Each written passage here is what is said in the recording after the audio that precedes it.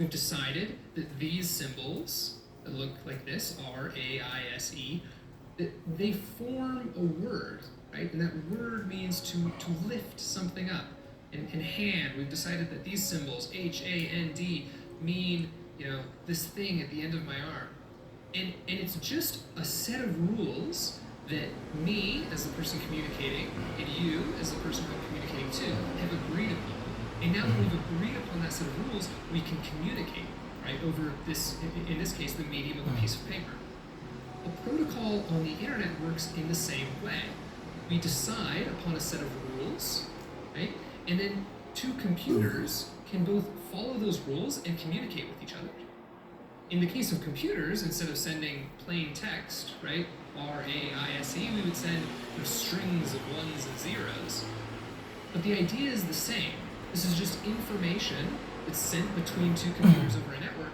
And the protocol, right, hypertext transfer protocol, the protocol is what tells the computers how to parse this information as something useful.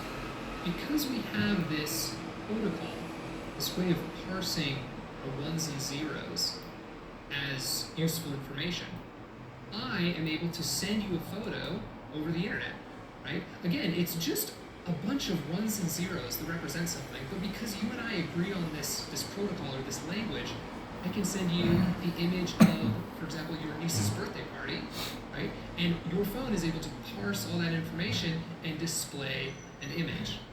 But that's what makes HTTP so powerful. All right, let's jump into the first coding lesson. I'm here on boot.dev. I'm in the Learn HTTP course. This is exercise number 1.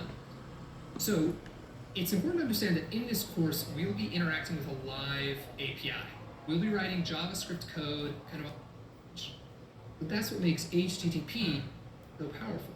All right, let's jump into the first coding lesson. I'm here on boot.dev. I'm in the Learn HTTP course. This is exercise number 1.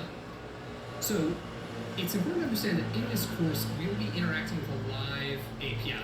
We'll be writing JavaScript code on the front end that makes requests to the back-end server via HTTP. And that server is a Fantasy Quest server. Fantasy Quest is a made-up game. So while this is a real API, we'll be interacting with a server for essentially a fake video game. Give us some context to all these assignments and coding challenges that we'll be completing. Okay, so the assignment says, I wrote the getItemData function for you. It retrieves items from Fantasy Quest's servers via HTTP. Okay, so it looks like we have this getItemData function. Looks like it's grabbing some data from this URL. We don't really need to know how the terminals work yet, but that's what the function does. And it says, I also wrote a log items function for you. So log items. Call it with the items variable we're getting back from the getItemData call as a parameter. Okay, cool. So up here, where we're supposed to do our work, looks like we're getting the items from the server, and then here we just need to log those items. So let's go ahead and run that and see what happens. Cool, looks like we got some items. Those look like items to me. Those items. Console. Let's go ahead and run that and see what happens. Log items. Call it with the items variable we're getting back from the getItemData call as a parameter. Okay, cool. So up here, where we're supposed to do our work, looks like we're getting the items from the server, and then here we just need to log those items. So let's go ahead and run that and see what happens. Cool, looks like we got some items. Those look like items to me. Go ahead and submit that. Awesome. So moving along. All right, HTTP requests and responses. So at the heart of HTTP is a simple request-response system. The requesting computer, also known as the client, here we have our client, asks another computer, in this case the server, for some information. So when we make an HTTP request, right, we, acting as the client, make a request to a server. The server processes that request and sends some information back to us in a response. That's the entire HTTP life cycle. So it's all based on request response. It's very synchronous in that way, right? I send a request, and I have to sit and wait until a response comes back. right? And in those words, client and server, it's important to just understand that when we say client, we just mean the computer sending the request. When we say server, we mean the computer that's responding to the request. And that's really all it means. When we say, and I have to sit and wait till a response comes back, right? And in those words, client and server, it's important to just understand that when we say client, we just mean the computer sending the request. When we say server, we mean the computer that's responding to the request. And that's really all it means. There's not like a special type of computer. It's really just who's doing the sending and who's doing the receiving in any given communication. So, we'll talk a little more about the specifics of requests and responses later. For now, it's important to think of it as a simple question and answer system. So we're asking questions to the server and we're getting answers, right? In the last assignment, we made a request to the Fantasy Quest server for a list of all the items in the game, and we got back a list of items in the game, right? So, which comes first? HTTP response or HTTP request? It's going to be the request. So we've talked about how HTTP is very widely used for internet communication. In fact, it powers websites, right? So if we scroll down to this diagram here, the client, which can be your computer, can be your phone, makes a request to a server. Server responds with a website, right? So this is what happens every time you load your browser and you type in the name of a website, right? boot.dev, freecodecamp.org, youtube.com, it doesn't matter. When you enter that URL into your browser, you're making an HTTP request to a server, and that server is responding with the data that makes up their website, right? The images, the text, the HTML, the CSS, all of that comes back via an HTTP response. So the question is, website data is requested by which internet communication protocol? And that's called HTTP. So looking at this error, unexpected token type is not valid in JSON. So we're going to get to JSON later, but basically stands for JavaScript Object Notation, and it's one of the most common ways to kind of get raw data from a URL. Right? In this case, we're trying to get some item data from this URL, but we're getting back some HTML. That's a problem. According to the assignment, it says that's because we're not getting a proper HTTP response. After all, we aren't making a request to a valid URL. Why not? Let's see. So get data here takes a URL as inputs. Okay, up here we're not. There's no URL getting passed into the get data function, right? It takes one parameter. We're not supplying a URL. So fix the code so that the get data function requests the item URL. Okay, so let's pass that in there and try that. Awesome. Okay, up here we're not IP response. And it's one of the most error. Website data is requested by which internet communication protocol? And that's going to be HTTP. So looking at this error, unexpected token doc type is not valid in JSON. So we're going to get to JSON later, but basically it stands for JavaScript Object Notation, and it's one of the most common ways to kind of get raw data from a URL. Right? In this case, we're trying to get some item data from this URL, but we're getting back some HTML. That's a problem. According to the assignment, it says that's because we're not getting a proper HTTP response. After all, we aren't making a request to a valid URL. Why not? Let's see. So get data here takes a URL as inputs. Okay, up here we're not. There's no URL getting passed into the get data function, right? It takes one parameter. We're not supplying a URL. So fix the code so that the get data function requests the item URL. Okay, so let's pass that in there and try that. Awesome. That looks like item data to me. Okay, so we've made some HTTP requests to a couple different URLs now, but it's really important to understand the URLs are not specific to HTTP.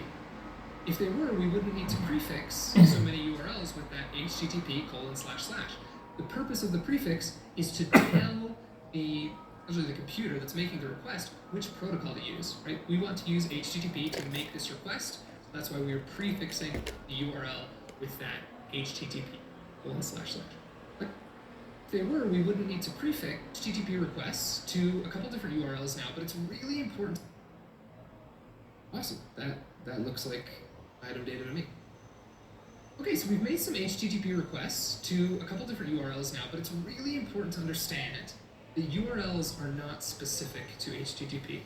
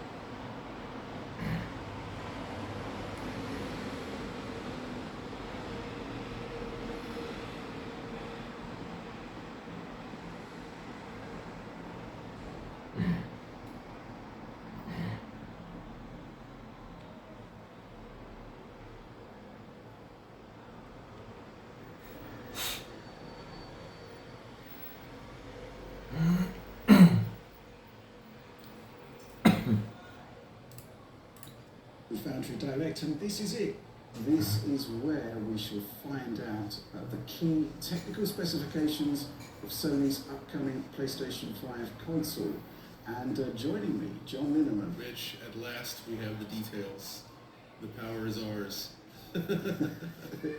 Well, is it indeed? Well, let's talk about how this has all come about. So, long story here. Essentially, from what I understand, Sony was looking to do a developer briefing at GDC 2020.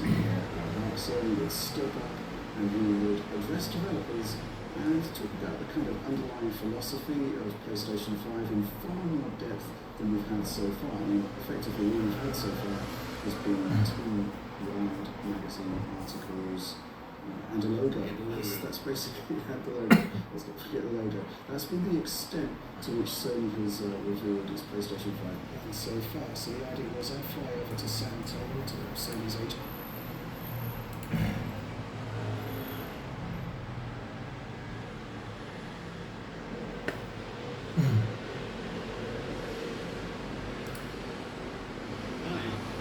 Unfortunately, we had to cancel the talk that we had planned for GDC. But we do have some super exciting news about PS5. And who better to bring that to you than the one and only Mark Cerny. Without further ado, over to you, Mark. Thank you, Jim. There will be lots of chances later on this year to look at the PlayStation 5 games. Today, I want to talk a bit about our goals for the PlayStation 5 hardware and how they influenced the development of the console.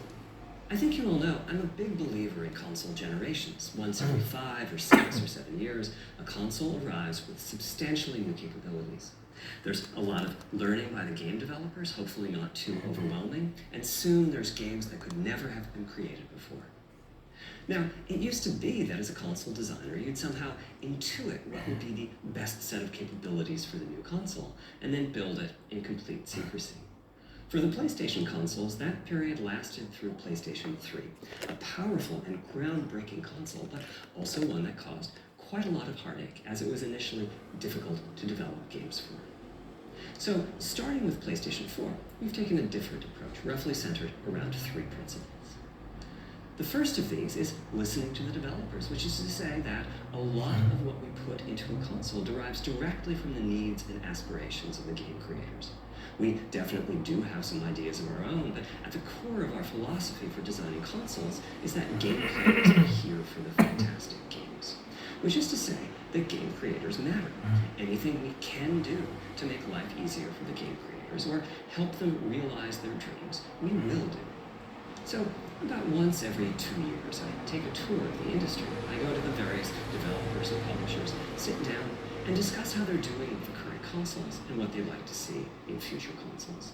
This requires weeks on the road, as reaching the bulk of the game creators involves talking to well over 100 people at something like 24 publishers and developers. And it is incredibly valuable. By the way, the feature most requested by the developers, that was an SSD, which we were very happy to put in the hardware, but a lot of problem solving was required. I'll be doing a deep dive on the SSD and surrounding systems later on in this talk.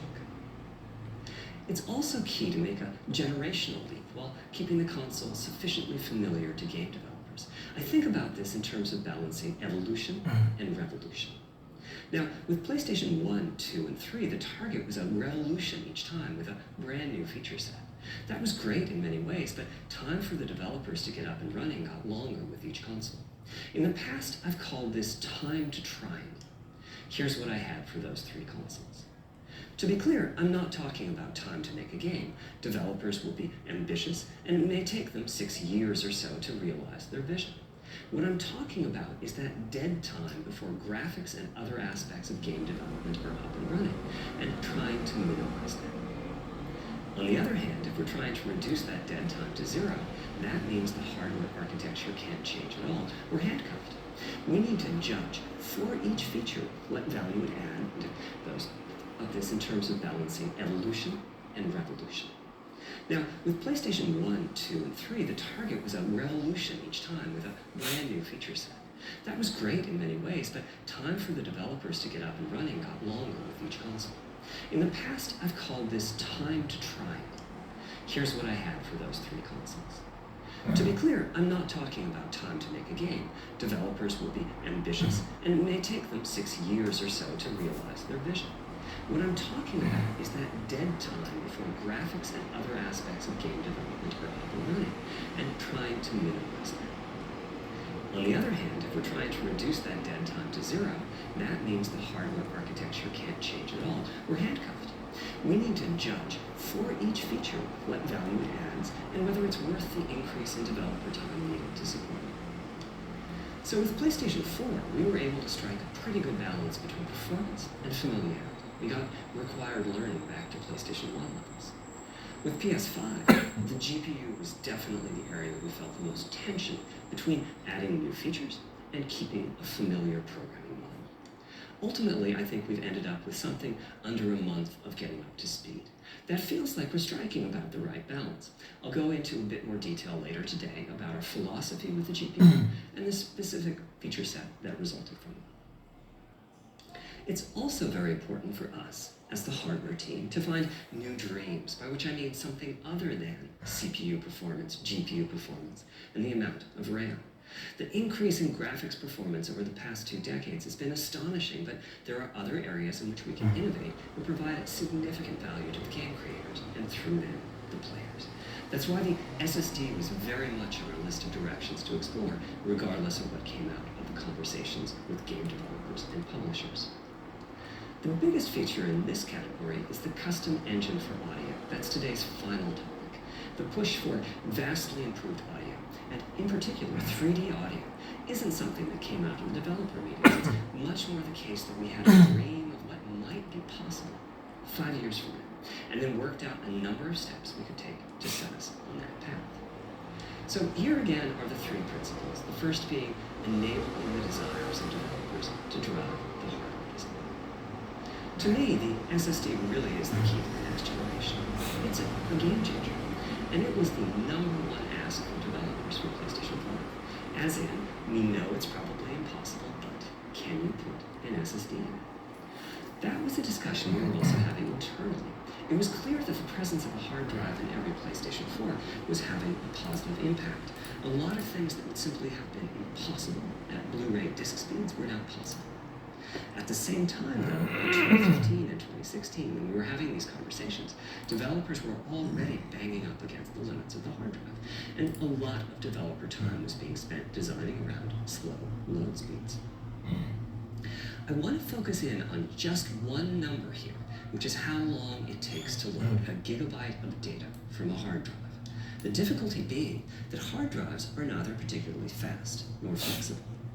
If all your data is in one block, which is frankly not very likely, you can load 50 to 100 megabytes a second, depending on where the data is located on the hard drive. Let's assume it's on the outer edge, which means loading a gigabyte takes 10 seconds. If you compress your game packages, you can fit more data on the Blu-ray disc and also effectively boost your hard drive read speed by the compression ratio. We support zlib decompression on PlayStation 4 that gets you something like 50% more data on the disc and 50% higher effective read speed. Unfortunately, though, it's highly likely that your data is scattered around in various files on the hard drive, as well as sourced from multiple locations within those files. So lots of seeks are needed at 2 to 50-ish milliseconds each. My rule of thumb is that the hard drive is spending 2/3 of its time seeking, and only 1/3 of its time actually loading data. Putting all of that together, a gigabyte is very roughly 20 seconds to load from a hard drive. Now, a gigabyte is not much data. Games are using 5 or 6 gigabytes of RAM in PlayStation 4, so boot times and load times can get pretty grim. Or to put that differently, as a player, you wait for the game to boot, wait for the game to load, wait for the level to reload every time you die, and you wait for what is euphemistically called fast travel. And all of that leads to the dream. What if we could have not just an SSD, but a blindingly fast SSD? If we could load 5 gigabytes a second from it, what would change? Now, SSDs are completely different from hard drives. They don't have seeks as such. If you have a 5 gigabyte a second SSD, you can read data from 1,000 different locations in that second, pretty much at speed. As for time to load a gigabyte, this is next gen we're talking about, so memory is bigger. Instead, we should be asking how long to load 2 gigabytes. And the answer is about 1/4 of a second. And that's amazing. We're talking 2 orders of magnitude, meaning very roughly 100 times faster. Which means at 5 gigabytes a second for the SSD, the potential is that the game boots in a second. There are no load screens. The game just fades down while loading a half dozen gigabytes and fades back up again. Same for a reload. You're immediately back in the action after you're done. And fast travel becomes so fast it's blink and you miss it. As game creators, we go from trying to distract the player from how long fast travel is taking, like those Spider-Man subway rides, to being so blindingly fast that we might even have to slow that transition down. Pretty cool, right? But for me, this is not the primary reason to change from a hard drive to an SSD. The primary reason for an ultra-fast SSD is that it gives the game designer freedom. Or to put that differently, with a hard drive, the 20 seconds that it takes to load a gigabyte can sabotage the game that the developer is trying to create. I think almost all of us in the room have experienced this, maybe in different ways. Say we're making an adventure game, and we have 2 rich environments where we each want enough textures and models to fill memory. Which you can do as long as you have a long staircase, or an elevator ride, or a windy corridor where you can ditch the old assets, and then take 30 seconds or so to load the new assets. Having a 30-second elevator ride is a little extreme. More realistically, we'd probably chop the world into a number of smaller pieces and then do some calculations with sight lines and run speeds like we did for Haven City when we were making Jak 2. The game is 20 years old, but not much has changed since then. All those twisty passages are there for a reason. There's a whole subset of level design dedicated to this sort of work, but still, it's a giant distraction for a team that just wants to make their game. So when I talked about the dream of an SSD, part of the reason for that 5 gigabyte a second target was to eliminate loads, but also part of the reason for that target was streaming. As in, what if the SSD is so fast that as the player is turning around, it's possible to load textures for everything behind the player in that split second? If you figure that it takes half a second to turn, that's 4 gigabytes of compressed data you can load. That sounds about right for next year. Anyway, back to the hard drive. Another strategy for increasing effective read speed is to make big sequential chunks of data. For example, we might group all the data together for each city block. That removes most of the seeks, and the streaming gets faster. But there's a downside too, which is that frequently used data is included in many chunks and therefore is on the hard drive many, many times. Marvel's Spider-Man uses this strategy, and though it works very well for increasing the streaming speed, there's a massive duplication as a result. Some of the objects like mailboxes or news racks are on the hard drive 400 times. What I'm describing here are things that cramp a creative director's style. Either level design gets a little bit boring in places, or the data is duplicated so many times that it no longer fits on the Blu-ray disc. And you end up with hard limits on the player's run speed or driving speed. The player can't go faster than the load speed from the hard drive. And finally, I'm sure many of you have noticed that after a patch download, the PlayStation 4 will sometimes take a long time to install the patch. That's because when just part of a file has been changed, the new data can be downloaded pretty quickly. But before the game boots up, a brand new file has to be constructed that includes the changed portion. Otherwise, every change would add a seek or down after hard limits on the player's run speed or driving speed. The player can't go faster than the load speed from the hard drive. And finally, I'm sure many of you have noticed that after a patch download, the PlayStation 4 will sometimes take a long time. Either level design gets a little bit boring in places, or so many times that it no longer fits on the Blu-ray disc. And you end up with hard limits on the player's run speed or driving speed. The player can't go faster than the load speed from on the player's run speed, or you end up with hard limits on the player's run speed or driving speed. The player can't go faster than the load speed from the hard drive. And finally, I'm sure many of you have noticed that after a patch download, the PlayStation 4 will sometimes take a long time to install the patch. That's because when just part of a file has been changed, the new data can be, you end up with hard limits. Otherwise, you end up with hard, even so, you end up with hard limits. And you with hard limits on the player. You end up with hard, and you end up with hard disk. And you end up with hard limits. And you end up with hard limits on the player's run speed or driving speed. The player can't go faster than the load speed from the hard drive. And finally, I'm sure many of you have noticed that after a patch download, the PlayStation 4 will sometimes take a long time to install the patch. That's because when just part of a file has been changed, the new data can be downloaded pretty quickly. But before the game boots up, a brand new file has to be constructed that includes the changed portion. Otherwise, every change would add a seek or two. Even so, you can, and you end up, they start to hitch, and you end up with an S, and you end up with hard limit once they get patched, and you end up, they get patched enough. With it, and you end up with hard enough, and you, they get patched enough, and you end up with, so no need, and you end up with hard limits on the player's run speed or driving speed. The player can't go faster than or two. Even so, on game titles, they start to hitch once they get patched enough. With an SSD, no seeks, so no need on game titles. They start to hitch once they get patched enough. No need to make on game titles. They start to hitch, as you know, which means with an SSD, no seeks, so no need to make brand new files with the changes incorporated into them, which means no installs as you know them today. With an SSD, no seeks, so no need to make brand new files with the changes incorporated into them, which means no installs as you know them today. And you end up with hard limits on the player's run speed or driving speed. Blu-ray disc. And you it no longer fits on the Blu-ray disc. Duplicated so many times that the data is duplicated so, or the data is duplicated. Full design gets a little bit boring in places, or the data is duplicated. There's a massive duplication as a result. Boring in places, or the data is duplicated so many times that it no longer fits on the Blu-ray disc. And you end up with hard limits on the player's run speed or driving speed. And difficulty. And you end up with hard limits on the player's run speed or driving speed. The player can't go faster than the load speed from the hard, which is that system mem. And no seeks, so no need to make brand new files with the changes incorporated into them, which means no installs as you know them today.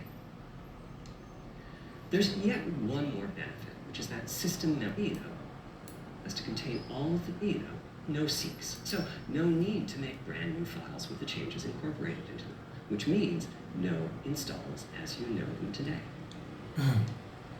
There's yet one more benefit, which is that system memory can be used much more efficiently. On PlayStation 4, game data on the hard drive feels very distant and difficult to, and you end up with hard and more benefit, which is that, and you end up with hard limits on the player's need to make brand new files with the installs as you know them today. There's yet one more benefit, which is that system memory can be used much more. There's yet one install or benefit, which is that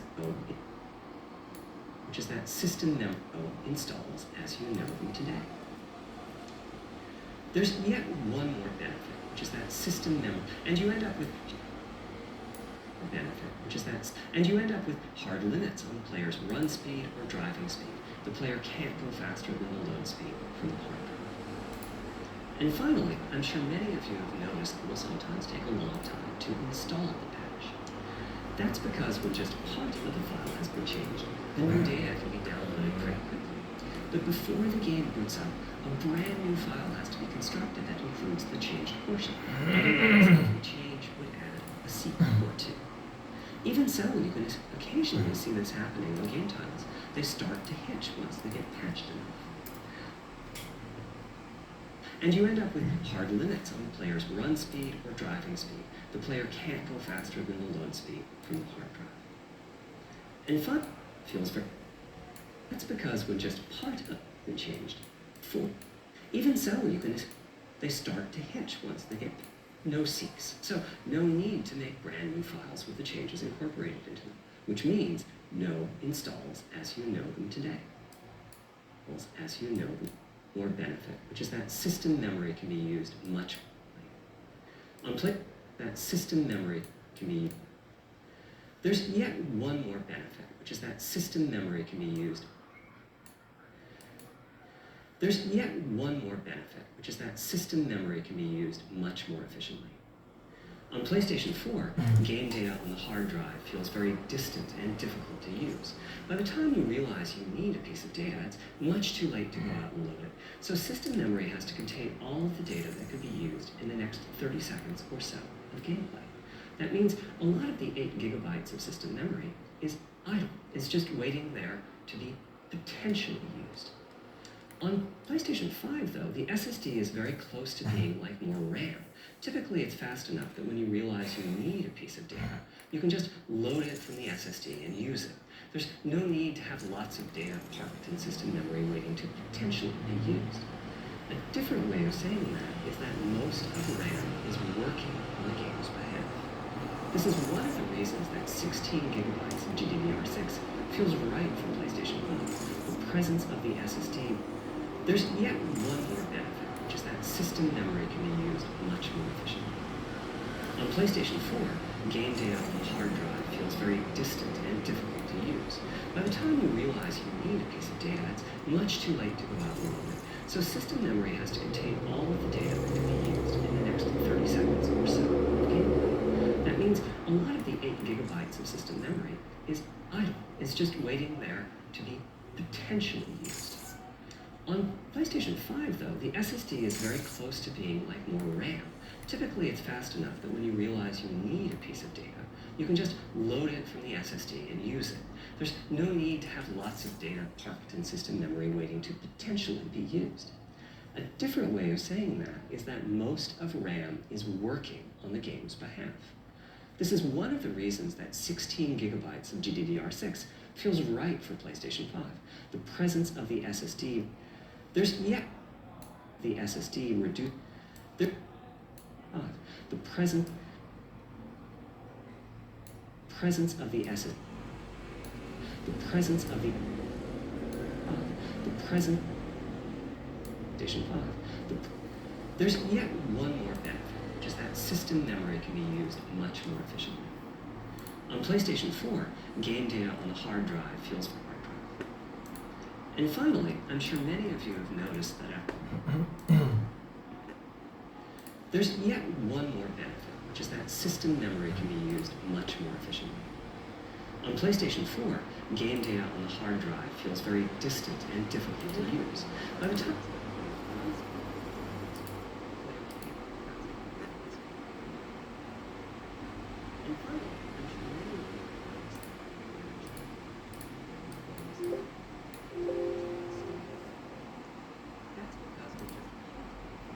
changed. The new data can be downloaded pretty quickly. But before the game boots up, yet one more benefit, which is that, and you end up with hard limits on the player's run speed or driving speed. The player can't go faster than the load speed from the hardware. There's yet one more benefit, which is that system memory. On PlayStation 4, there's yet one more benefit, which is that system memory can be used much more efficiently. On PlayStation 4, game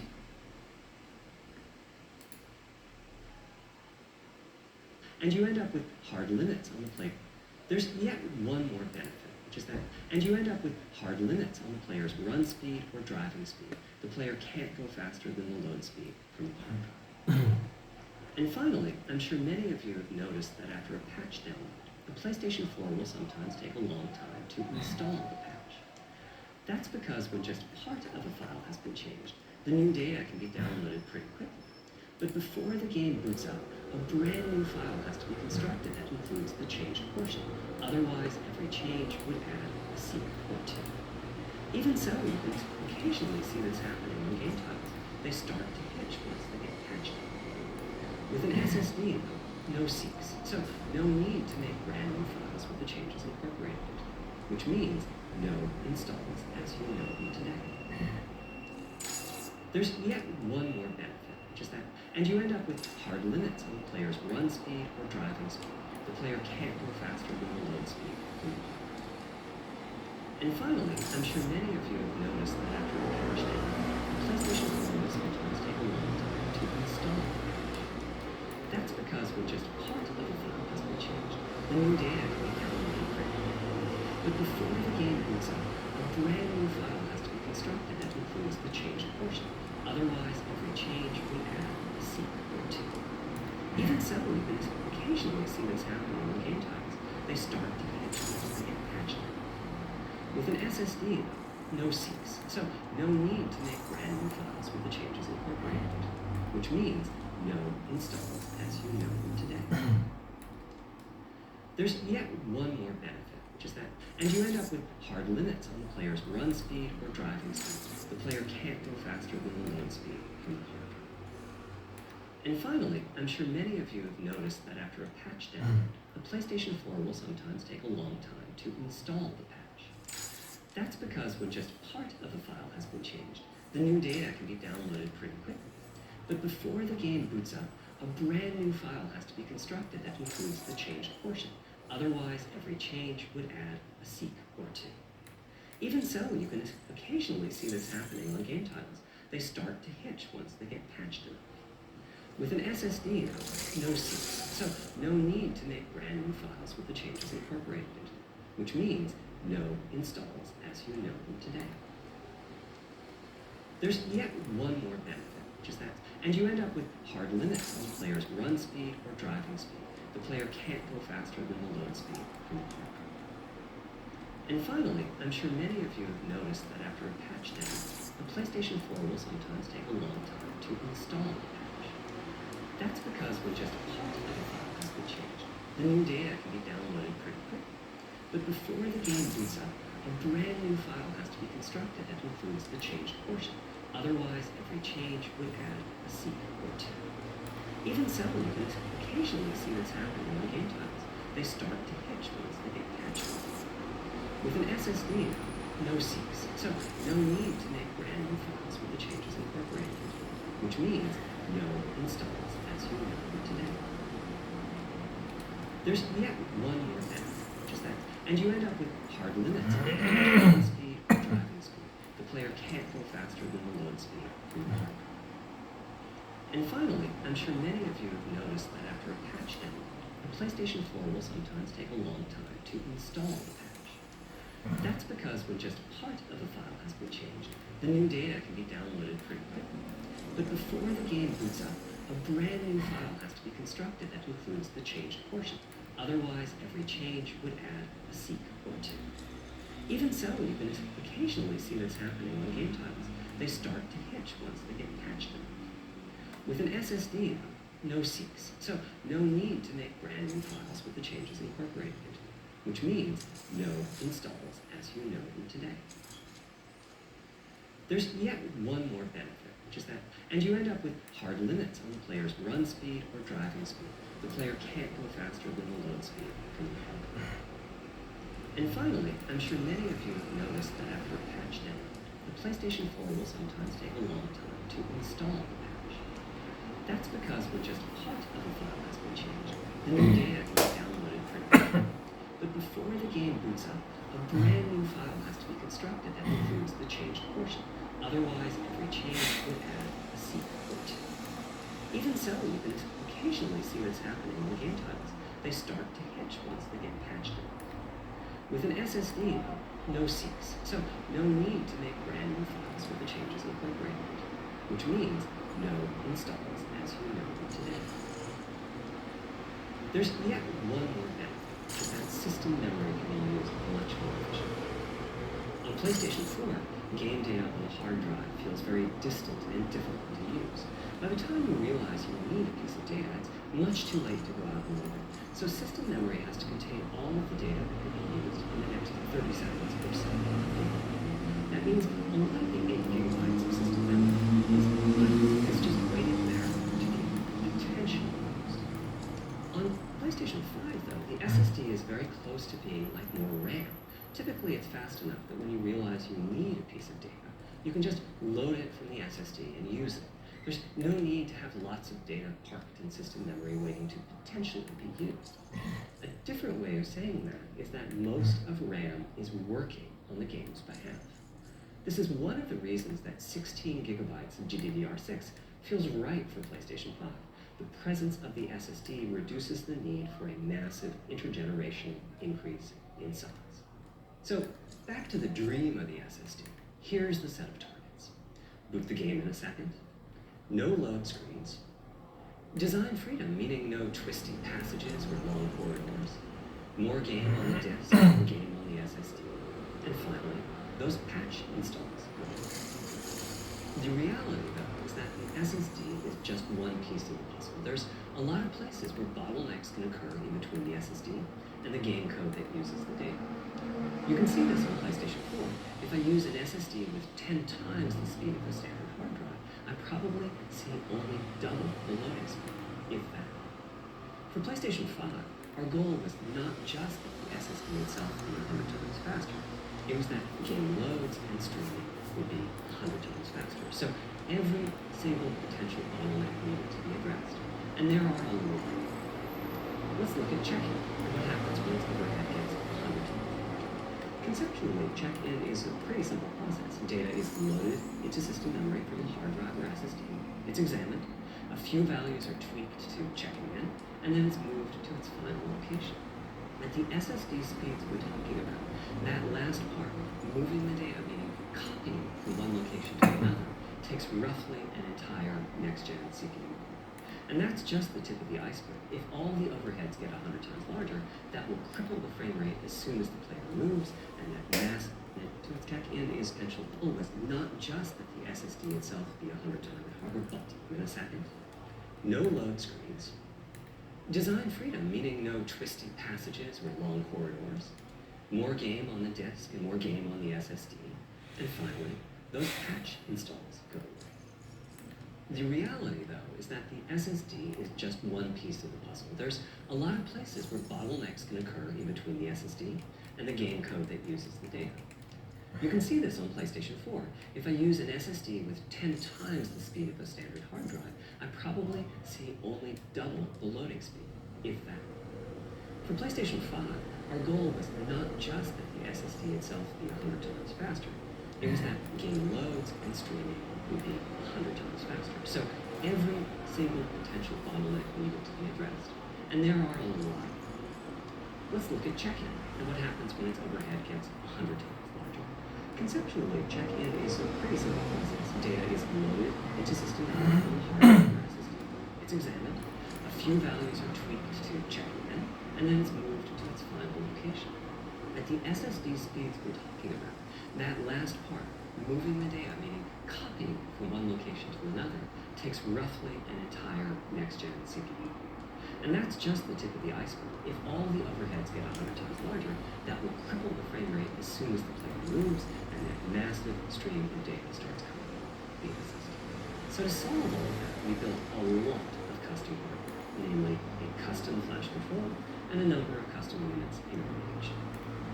The flash controller in the SSD was designed for smooth and bottleneck-free operation, but also with games in it. For example, there are 6 levels of priority when reading from the SSD. Priority is very important. You can imagine the player heading into some new location in the world and the game requesting a few gigabytes of textures. And while those textures are being loaded, an enemy is shot and has to speak a few dying words. Having multiple priority levels lets the audio for those dying words get loaded immediately. On one side, that flash controller connects to the actual flash dies that supply the storage. To reach our bandwidth target of 5 gigabytes a second, we ended up with a 12-channel interface. 8 channels wouldn't be enough. The resulting bandwidth we've achieved is actually 5.5 gigabytes a second. With a 12-channel interface, the most natural size that emerges for an SSD is 825 gigabytes. The key question for us was, is that enough? I mean, it's tempting to add more, but Flash certainly doesn't come cheap, and we have a responsibility to our gaming audience to be cost-effective with regards to what we put in the console. Ultimately, we resolved this question by looking at the play patterns of a broad range of gamers. We examined the specific games that they were playing over the course of a weekend, or a week, or a month, and whether that set of games would fit properly on the SSD. We were able to establish that the friction cost re-downloads would be quite low, and so we locked in on that 825 gigabyte size, while also preparing multiple strategies so that those who want more storage can have. I'll go through the details. Back to the flash controller. On the other side, it connects to our main custom chip via 4 lanes of Gen 4 PCIe. And inside the main custom chip is a pretty hefty unit dedicated to I/O. Before we talk about what that does, let's talk compression. PlayStation 4 used zlib as its compression format. We decided to use it again on PlayStation 5, but on my 2017 tour of developers, I learned about a new format called Kraken from Rad Game Tools. It's like zlib's smarter cousin. Simple, similar types of algorithms, but about 10% better compression, which is pretty big. That means 10% more game on the UHD Blu-ray disc or on the SSD. Kraken had only been out for a year, but it was already becoming a de facto industry standard. Half of the teams I talked to were either using it or getting ready to evaluate it. So we hustled and built a custom decompressor into the I/O unit, one capable of handling over 5 gigabytes of Kraken format input data a second. After decompression, that typically becomes 8 or 9 gigabytes, but the unit itself is capable of outputting as much as 22 gigabytes a second if the data happen to compress particularly well. By the way, in terms of performance, that custom decompressor equates to 9 of our Zen 2 cores. That's what it would take to decompress the Kraken stream with a conventional CPU. There's a lot more in the custom I/O unit, including a dedicated DMA controller. The game can direct exactly where it wants to send the data coming in from the SSD. This equates to another Zen 2 core or 2 in terms of its copy performance. Its primary purpose is to remove check-in as a There's 2 dedicated I/O coprocessors and a large RAM pool. These aren't Zen 2 cores. They're there principally to direct the variety of custom hardware around it. One of the coprocessors is dedicated to SSD output. This lets us bypass traditional file I/O and its bottlenecks when we use the SSD. The other is responsible for memory mapping, which I know doesn't sound like anything related to the SSD, but a lot of developers map and remap memory as part of file I/O, and this too can happen. There are coherency engines to assist the coprocessors. Coherency comes up a lot in places. Probably the biggest coherency issue is stale data in the GPU caches. Flushing all of the GPU caches whenever the SSD is read is an unattractive option. It could really hurt the GPU performance. So we've implemented a gentler way of doing things. where the coherency engines inform the GPU of the overwritten address ranges, and custom scrubbers in several dozen GPU caches do pinpoint evictions of just those address ranges.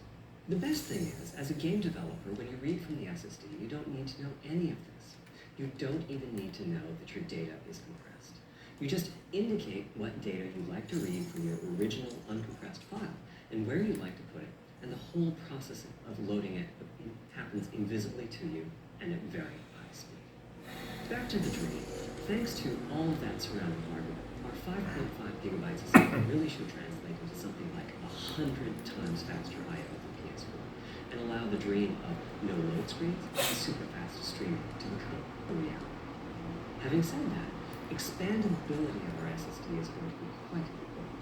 Flash is costly, and you may very well want to add storage to whatever we put in the console. Now, the kind of storage you need depends on how you're going to use it. If you have an extensive PlayStation 4 library and you'd like to take advantage of backwards compatibility to play those games on PlayStation 5, then a large external hard drive is ideal. You can leave your games on the hard drive and play them directly from there, thus saving the pricier SSD storage for your PlayStation 5 titles. Or you can copy your active PlayStation 4 titles to the SSD.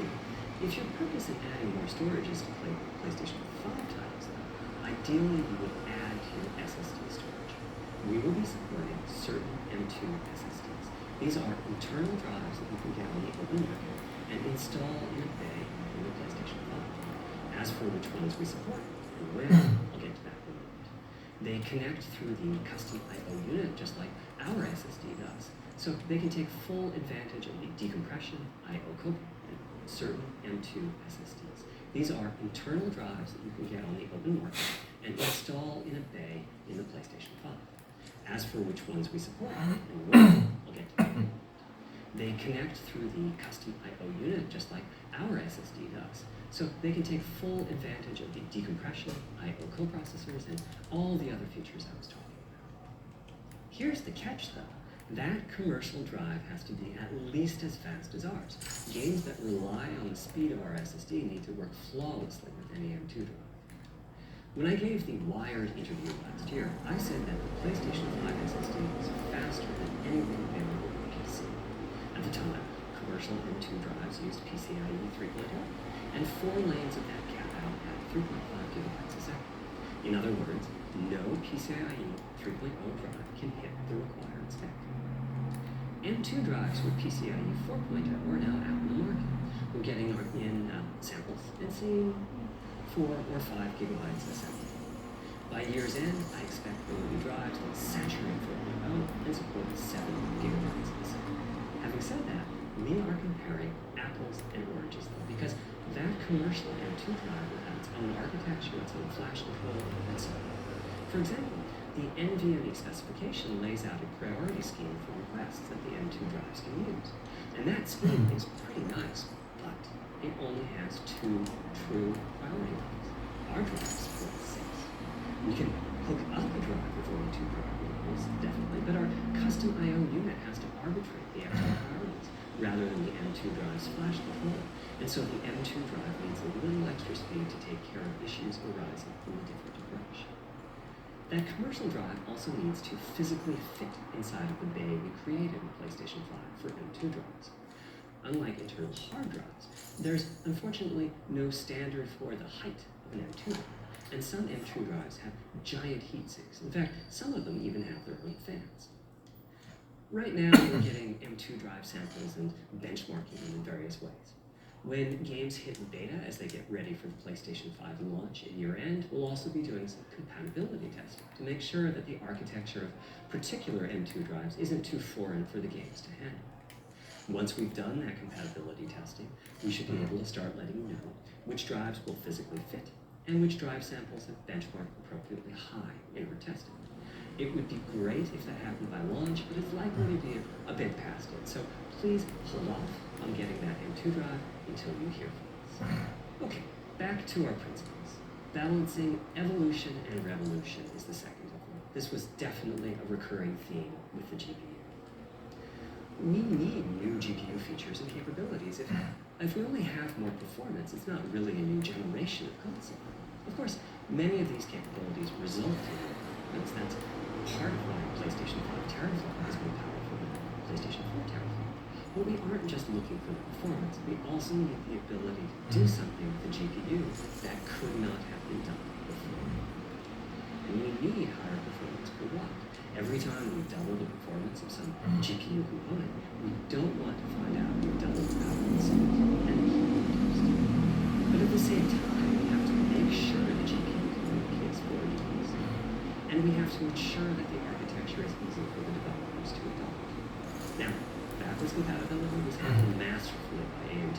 They treated it as a key need throughout the design process.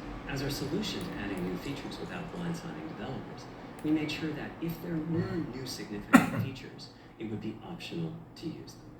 The GPU supports ray tracing, but you don't have to use ray tracing to make your game. The GPU supports primitive shaders, but you can release your first game on PlayStation 5 without making any use of them. Before I get into the capabilities of the GPU, I'd like to make clear 2 points that can be quite confusing. First, we have a custom AMD GPU based on their RDNA 2 technology. What does that mean? AMD is continuously improving and revising their tech. For RDNA 2, their goals were, roughly speaking, to reduce power consumption by re-architecting the GPU to put data close to where it's needed, to optimize the GPU for performance, and to add a new, more advanced feature set. But that feature set is malleable, which is to say that we have our own needs for PlayStation, and that can factor into what the AMD roadmap becomes. So collaboration is born. If we bring concepts to AMD that are felt to be widely useful, then they can be adopted into RDNA 2 and used broadly, including in PC GPUs. If the ideas are sufficiently specific to what we're trying to accomplish, like the GPU cache drivers I was talking about, then they end up being just words. If you see a similar discrete GPU available as a PC card at roughly the same time as we release our console, that means our collaboration with AMD succeeded in producing technology useful in both worlds. It doesn't mean that we as Sony simply incorporated the PC card into our console. This continuous improvement in AMD technology means it's dangerous to rely on teraflops as an absolute indicator of performance, and CU count should be avoided as well. In the case of CPUs, we all understand this. The PlayStation 4 and PlayStation 5 each have 8 CPUs, but we never think that meant the capabilities and performance are equal. It's the same for CUs. For one thing, they've been getting much larger over time. Adding new features means adding lots of transistors. In fact, the transistor count for a PlayStation 5 CU is 62% larger than the transistor count for a PlayStation 4 CU. Second, the PlayStation 5 GPU is backwards compatible with PlayStation 4. What does that mean? One way you can achieve backwards compatibility is to put the previous console's chipset in the new console, like we did with some PlayStation 3s, but that's of course extremely expensive. A better way is to incorporate any differences in the previous console's logic into the new console's custom chips, meaning that even as the technology evolves, the logic and feature set that PlayStation 4 and PlayStation 4 Pro titles rely on is still available in backwards compatibility modes. One advantage of this strategy is that once backwards compatibility is in the console, it's in. If not as if a cost down will remove backwards compatibility like it did on PlayStation 3. Achieving this unification of functionality took years of efforts by AMD, as any roadmap advancement creates a potential divergence in logic. Running PS4 and PS4 titles at boosted frequencies has also added complexity. The boost is truly massive this time around, and some game code just can't handle it. Testing has to be done on a time basis. Results are excellent, though. We recently took a look at the top 100 PlayStation 4 titles as ranked by playtime, and we're expecting almost all of them to be playable at launch on PlayStation. With regards to new features, as I said, our strategy was to try to break new ground, but at the same time not to require use of the new GPU capabilities. For more than a decade, GPUs have imposed a restriction on game engines. Software handles vertex processing, but for the most part, dedicated hardware is responsible for the triangles and other geometry that the vertices form.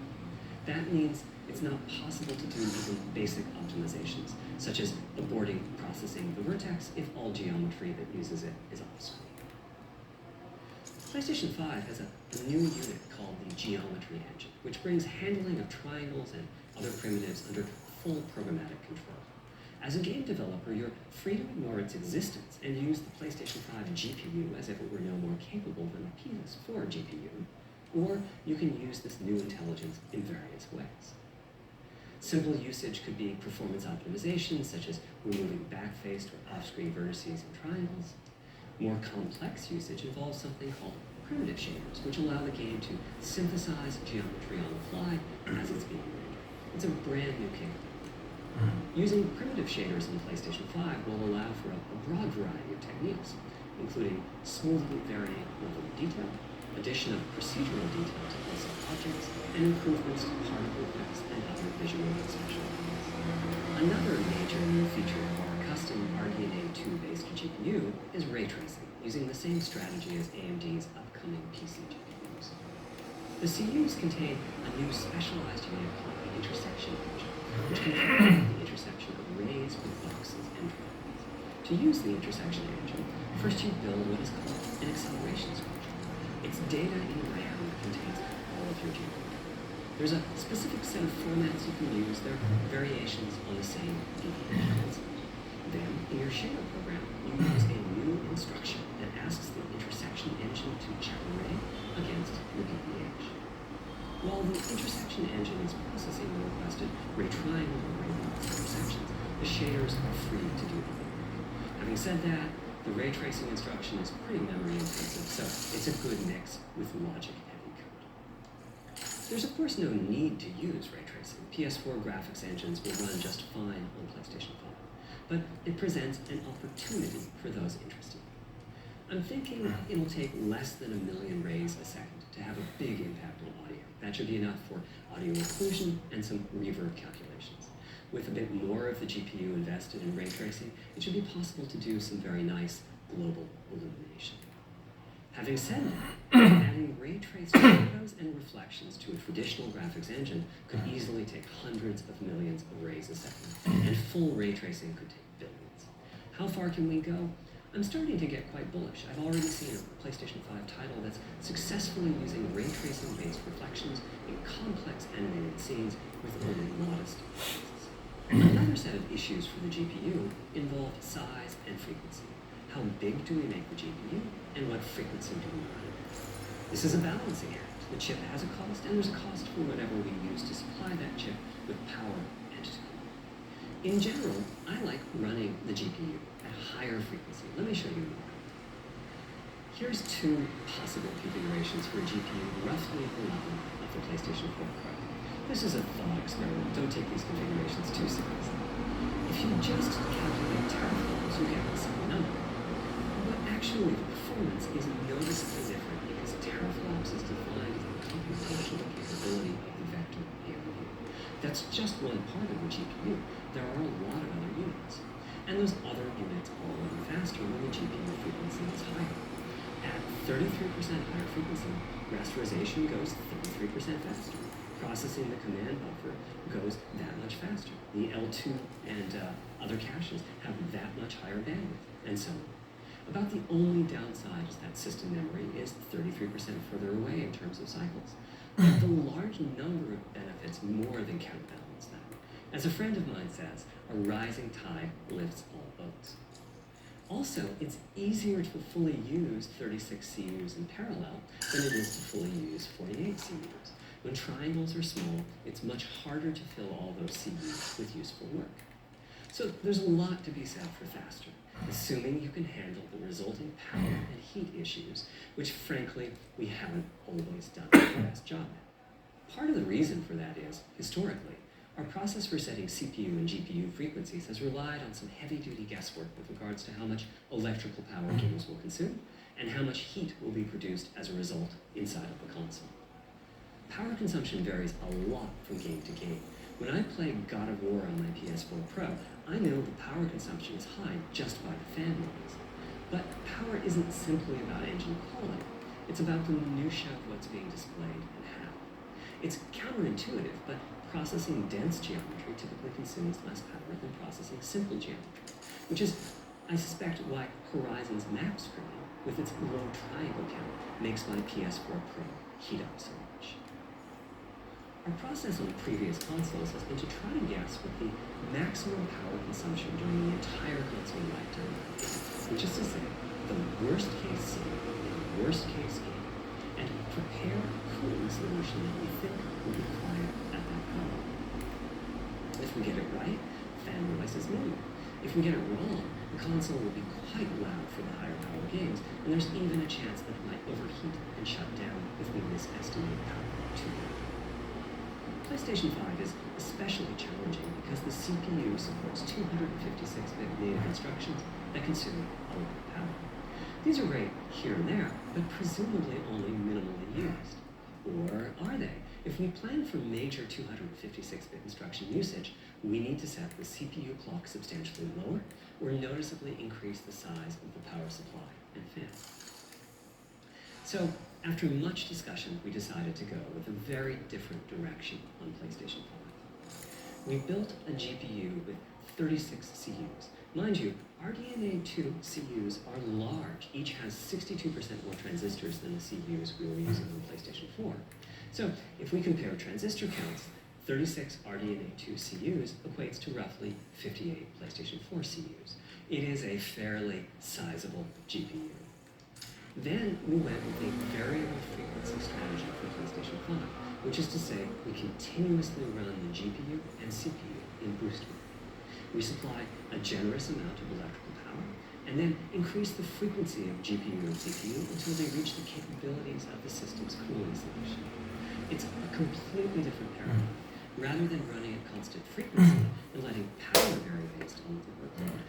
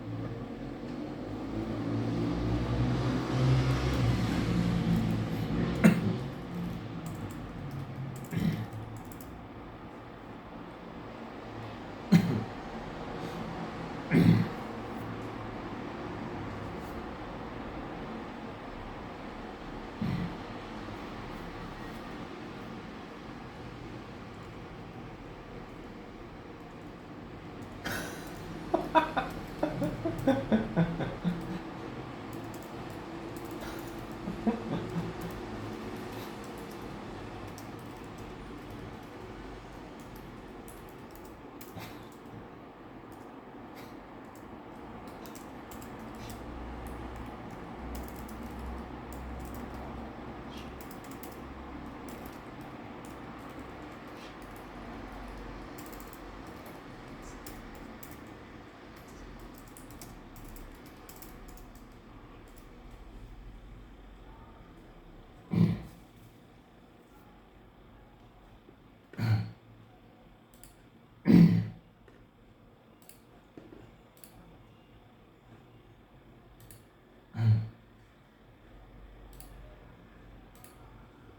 哦，拜拜哦，拜拜哦。你常常去发展出来，你讲恭喜恭喜，对啊，恭喜恭喜，这你讲恭喜发财了，恭喜发财来讲哦，拜拜较容易做恭喜发的。财来讲哦，恭喜恭喜来，叫你，拜拜，发财，恭喜，发财，发财，发财。